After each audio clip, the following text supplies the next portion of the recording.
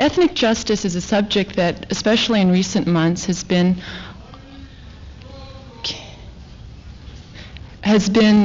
of interest to most people, especially people who are immediately involved in it. Yesterday there was the teach-in about Wounded Knee, before that about Los Tres, and it seems that the topic of ethnic justice comes up and again and again. And part of this, I feel, is because people in this country are from different nationalities, naturally, and the subject of justice has always been one that, particularly in this country, has had a long tradition. The man who's going to speak before you today is a man who, since the onset of his career, has been concerned with the justice that ethnic minorities receive, or rather, perhaps, the justice that they don't receive. I'd like you to welcome, on behalf of the Speakers Program and the Armenian Studies Club, Mr. Charles Garry.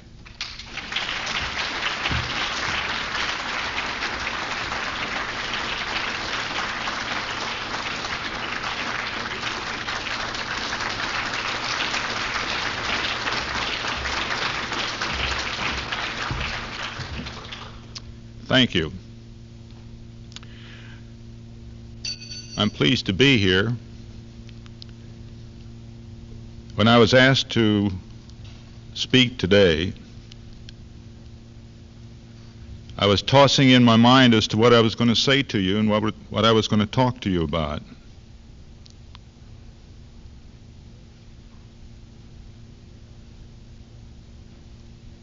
And I was suggested to me to speak about ethnic justice. I think that topic is a kind of a misnomer, since in my humble mind and humble judgment, there's no such thing as justice, much less ethnic justice. At the present time, I'm involved in the defense of a murder case where two defendants, one young lady of 18 and a young man, her husband, of age 30. The husband has spent 15 of his 30 years in the penitentiary, 10 of those in the penitentiary itself, and 5 of those years in juvenile confinement. The young lady is age 18, the daughter of an outstanding internal medicine professor at Stanford. She has been a member for the past several years of the Venceremos organization. Both of them are charged with murder of an inmate who escaped, and also charged with assault with a deadly weapon of another guard, and also charged with escape. But what's really on trial there is their political views and their political attitudes. I'm not at liberty to discuss the contents of the case, but it's just another one of the many, many cases that I've handled in the past concentrated 6 years, and similar to many of those that I've handled in the last 35 years. Justice? Since we won't talk about that case, let's talk about other cases. I think it's in order to make some personal references to myself, in order that the audience can draw certain inferences.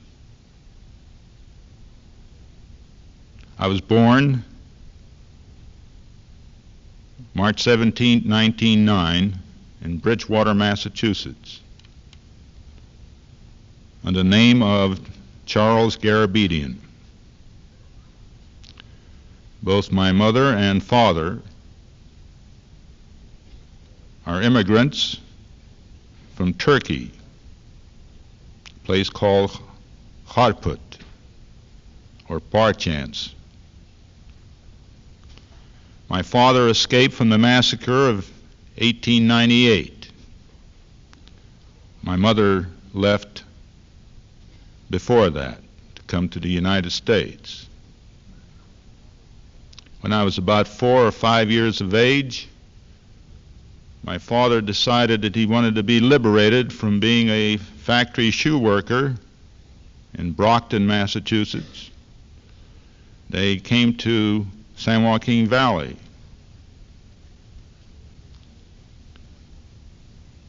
We were the only Armenian family in that area, called Selma, California,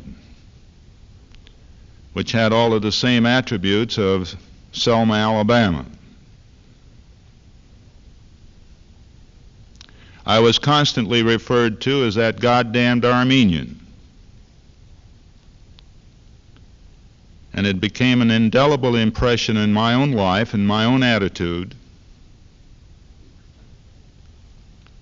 of what we call discrimination. That indelible impression that it had made on my life, the age 4, on up to the time that I had sense enough to leave Selma, California, after I graduated from high school there, has embittered me to the point where I cannot stand any form of discrimination, whether it's direct or indirect. I was filled with the history of the struggles of Armenian people and the 500 years of subjugation and being slaves and living from one fear of the Turkish hordes and the Turkish leaders in Turkey. I was familiar, and some of my own relatives were part of the genocide of 1915, April the 24th, 1915, when the Turkish government ordered the execution of all Armenians in the territory of Turkey. The figures vary from one figure to the other, but it's approximated by the historians and the statistics that follow that approximately 2 million Armenians were massacred. The first organized, recognized history of genocide. You appreciate the fact that genocide can be more than just taking the human body physically and snuffing it out. Genocide can be in many, many forms as we find it here in America. Genocide of black Americans, taking away their culture, their right to be able to exist as human beings without degradation. The Chicanos being deprived of all of their rights, and of course the Indians have been long, for many, many years, subject to genocide. And the genocide continues. We are all familiar with the role of the Chinese in the early part of our history of this state, where they were referred to as coolies and chinks. We know what we did under the guise of preserving the white supremacy. We would not permit any of the Japanese to purchase lands in their own name. They had to purchase them under some white cat's name. The theory being in my own county, in my own valley, that the Japanese were so smart that when they rented a piece of property and used a piece of property, they utilized every bit of the soil to the point where the soil was exhausted from any further energy to be used. And that they were unfair competition because the Japanese would work with their families day and night and became good workers and good agriculturists. I recognize that the same economic jealousy, the same economic problems in San Joaquin Valley is regarding to the Armenians. Because these Armenians who came to the United States came here to find a promised land, a home of freedom, away from the persecution of themselves and their loved ones. And they worked day and night in order to be able to have a better home and better circumstances so that they could be proud of their own family and their own culture. And for that reason alone, and no other reason, we were called goddamned Armenians, black son of a bitches, no good bastards, thieves and crooks. You can't depend upon the Armenians. You couldn't get insurance in many, many areas. It was all jealousy. It was the threat that the Armenian worker, the Armenian farmer, the Armenian businessman would eventually be able to unseat the so-called bourgeois white man. Now, the same corollary applies to the history of black Americans. They're brought here slaves. And they were kept in that slave category until the so-called Emancipation Proclamation. But the Emancipation Proclamation did not respond and did not meet and did not do the liberation that black Americans were entitled to as part of the so-called melting pot of this country.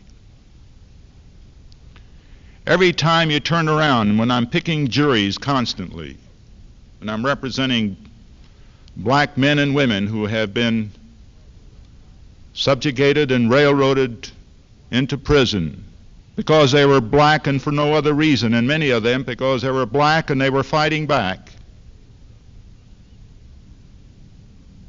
I would ask many of the prospective jurors, do you feel that you can sit in judgment of my client without any prejudgments on your part? They say yes. Of course, you could ask that question to Adolf Hitler as to whether he could sit in judgment of the Jews. And he would say yes. He could sit in judgment of the Jews, of course, and see to it that they were executed. Some 6 million of them were, under the guise that it's better for Germany to get rid of the Jews. Or you got to get rid of the Jews for their own benefit. Just like the saying in Turkey was that a good Armenian was a dead one. And as the leaders in 1915 said, we will solve the Armenian problem that had been hanging around Turkey for some 500 years by eliminating 2 million Armenians. The same tone of genocide has been present in this country, and this country, this beloved land of ours, contributed and became part of the genocide that went on in 1915, and after World War I was completed and the so-called armistice was declared, not one single thing was done for the benefit of seeing that the murderers of Turkey paid for the genocide and the massacre that they had created on the Armenian people. This country, because they wanted to play games with the other allies and have favors of Constantinople Strait, the Black Sea entrances and the Black Sea outlets, played games with the murdering Turkish government. By this I don't mean to blanket the Turkish people.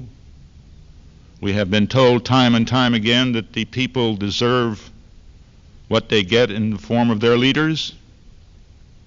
But we know that isn't true. We know that once fascism takes over and the police state takes over, the people have very little to say about what their destiny should be.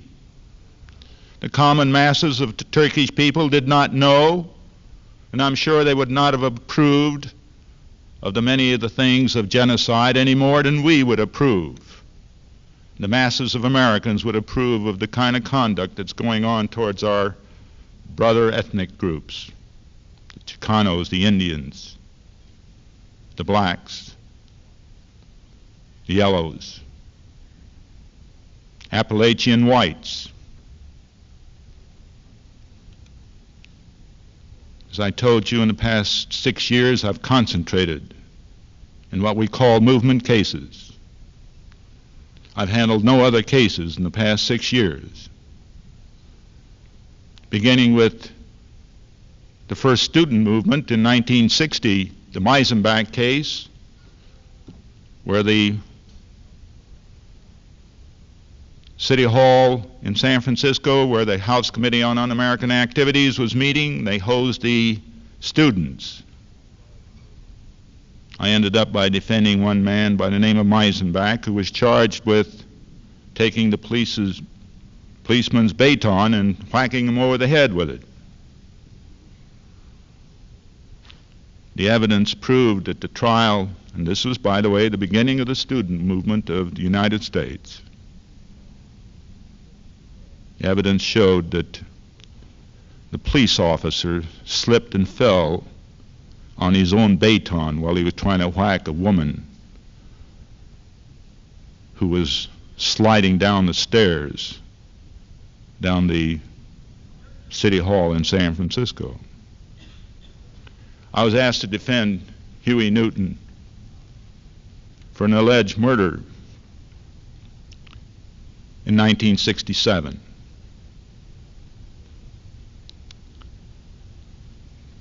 When I met Huey Newton, he was lying in a hospital bed. He'd had a bullet had gone through his abdomen and it exited in the center of his spine. I had never met him before. I'd never heard of the Black Panther Party before, because the Black Panther Party had just come into existence some 6 months before that, and I had not had the opportunity to follow it. I saw this beautiful black man laying in this hospital bed with police all the way around him, and with a trachea tube through his nose. I introduced myself to him, and he said, "Yes, I know who you are." I said, "I understand that you have indicated your desire that I represent you." He said, "I would consider it a pleasure if you'd represent me," and I said I would consider it an honor. You know, most times when you're meeting a client, you have to start applying the law that you may or may not need. I did not need to study any of the law, because the reason that I was asked to represent Huey was because of my experience and my background. I was a trained mechanic in the courtroom. But one of the things you have to do is to know your client. And what I had to find out is, who was Huey Newton? Why was he where he was? What was his background? I began to learn black history. Now, why I had to wait all these many years to learn black history is one of the problems that we're faced with today. Why we don't know more about the ethnic histories of the men and women who are part of this country is something that's hard to believe.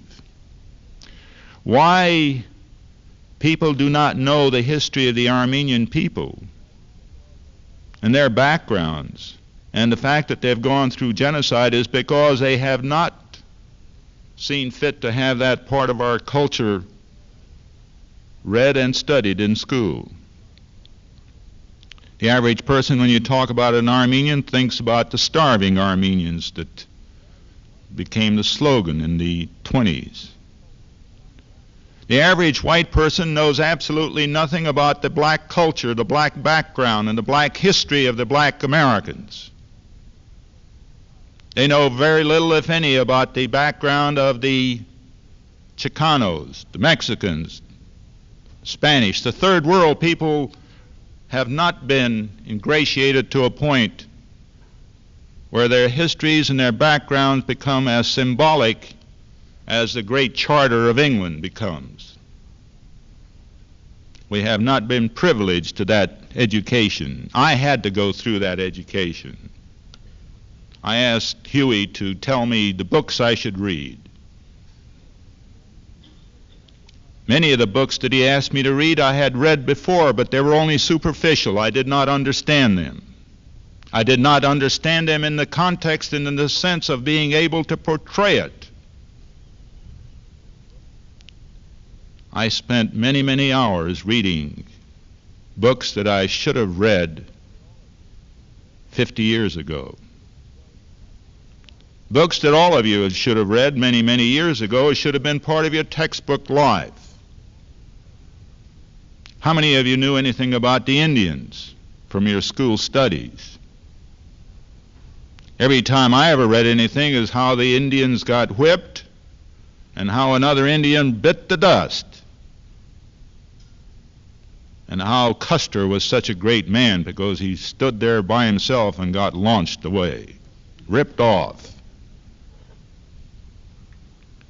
How many of us know anything about the Chicano history, the history of Mexico, the history of early Californians who are part of the native land of this state? How many of us know anything about that? How many of us know that the inherent human beings of ethnic backgrounds are integrated in the very life of this country, and it's not the white supremacy? That's the history of this country. I had to learn all that from Huey Newton, Bobby Seale, Eldridge Cleaver, and many others. How many of us know what Malcolm X was talking about? I had to learn what Malcolm X was talking about. I had to learn and study over again the writings of W.B. Du Bois, who wrote way back in 1890, back in 1900. He was giving us a message. He was not only talking about the black culture and the black background, but the contributions that black men and women have made to the growth of this country. He talked about the need that exploitation has to cease. Our courts today are filled with so-called crimes. I decided in my analysis of crime to break down crime into 4 different categories so that at least I would understand it as to where I was going so that I could direct my analysis with the problems that my clients are faced with. In other words, what I was trying to do is to take my client as that client was and his background or her background into that courtroom to explain the behavior of my client to a jury that I was hopefully expecting to be at least free from any form of prejudgment. It's very difficult to be able to find such a person. It's like trying to find a reasonable man. You know, the courts always talk about what a reasonable man would do.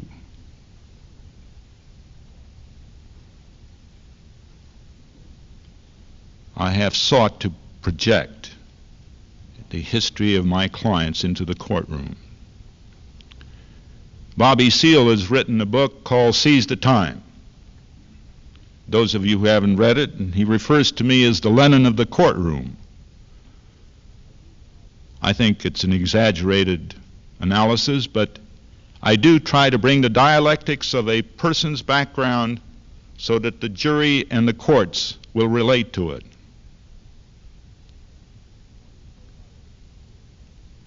I want to give a few examples on how we go about picking juries involving cases with ethnic backgrounds. I have found that it's impossible, literally impossible, to ask a person whether you are or you have any prejudices against a particular person that you're representing, because no one will admit that they're a bigot. There are a few exceptions to that. Some people do admit that they're bigots. Finally, in the third week of picking the jury in Huey Newton's case, I finally came up with the idea that I was getting nowhere. I was not able to determine whether the jurors that were going to try that case were going to hear the evidence in that case, and that case that was highly charged wouldn't be a bunch of crackers sitting there ready to crack up my client. So I finally worked out this concept, and I throw this concept out to you. The concept is, one, I would say to the prospective juror, now Mrs. Jones or Mr. Jones, I'm going to break racism into two categories. One category is going to be the objective racist. The objective racist is the person who says, I don't like niggers, I don't want them around me, I don't want to have anything to do with them. A good nigger is a dead nigger. Now I said, you're not in that category, are you, sir? Oh, no, Mr. Garry, I'm not. I said, my second category is based upon the concept that all white people are racist. And I said, in that same category, I fit into that category too. I'm a white person, and I consider myself just like the rest of you, and I too am a racist. And I said, I'm a racist because the institution has brought me up that way. I've been taught that the white man is superior to anybody else. I've been taught that the white man owns the institutions, they're the only ones that got brains enough to run it, and that black people are inferior, brown people are inferior, red people are just not even countable. I said, I've been taught that way. Now I said, I have learned and over the period of years that that philosophy is wrong. I said, to that end, I have sought to check my own racism, to make allowances for my own stupidity and my own bigotry. Now I said, with that background, I'm going to tell you that since you're not an objective racist, the second category is that of a subjective racist. Now, Mrs. Jones, I want to ask you this question. To what extent are you a subjective racist? Now, you understand now, I did not ask her if she was a subjective racist. I didn't want to put her in that category of saying to me, I'm not a subjective racist. I had already given a personal account of my own reaction, and I presented this to this prospective juror, and I said, to what extent are you a subjective racist? And you would be surprised the different answers that I got from different individuals. Not one person told me that they were an objective racist, but practically every person that I talked to in this line started talking about their subjective racist attitudes, and they would say to me, now, Mr. Garry, I want you to know this. I'm not proud of this, but I want you to know this. I'm for black people. I think that they should have all of the equalities, but. Now, the answers that we got following the but varied in many respects. One person said, I would not want my daughters to marry a black man. One person didn't want his son to marry a black woman.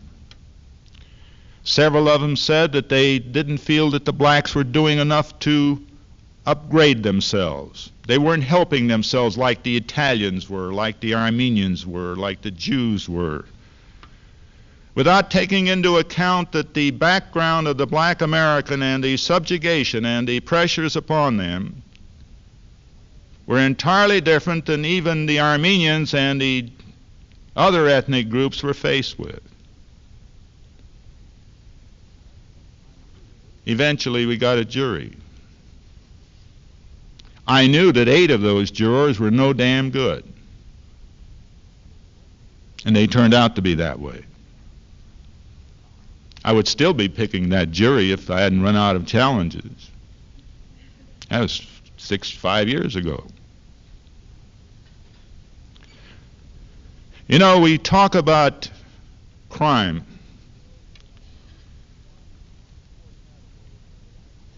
I told you that I broke crime into 4 categories so that I personally would know where I was going. I broke crimes in the categories: number 1, where a person steals in order to be able to eat.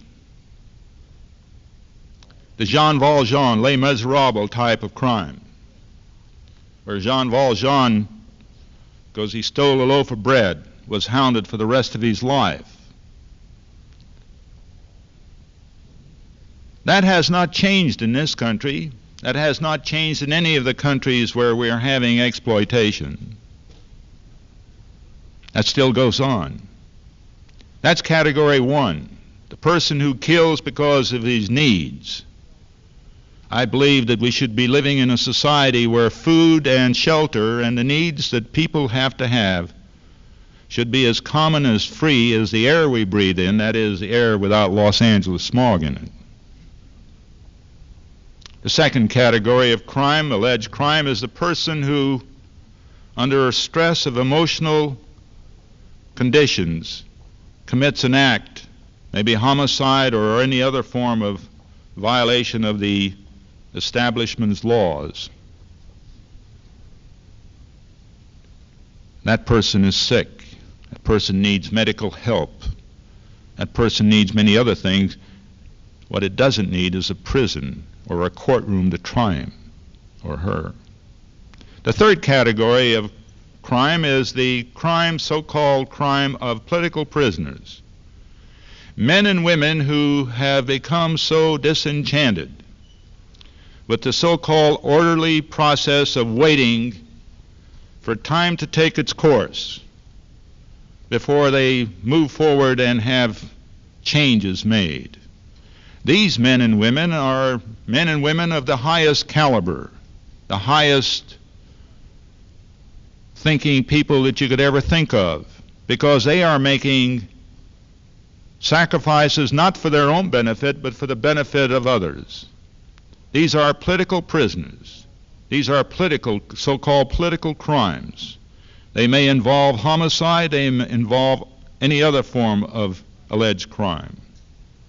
The fourth category we have not yet reached, and hopefully I will hope it will never happen, and that is the crime of a person called revolution, where armed struggle is the only answer to liberate men and women who have been subjugated to a point where they can no longer endure the conditions. A Rochelle McGee, who has spent some 17 years in the penitentiaries of the state of California, illegally and wrongfully, who has no faith or confidence in the system, and as a psychiatrist who testified in his case here about 2 months ago, the black psychiatrist who interviewed him and testified, he said that on that day, when a gun was brought into that courtroom, he saw within himself the only opportunity of liberation, and that was to escape. Because for 17 years he's been bottled in like a wild animal, and this was his only outlet. We have a choice. We have a choice. that we should get down to the problems that we're faced with today, where all ethnic groups will join hands, and I mean join hands, and to see that oppression is no longer in the hands of the oppressor, and that there be liberation for all people. That includes men and women who have gone through genocide and massacres. Until that day happens, all of the books that you're reading and all of the culture that you're inhaling isn't going to liberate. It's not going to make our streets safe for ourselves. Thank you very much.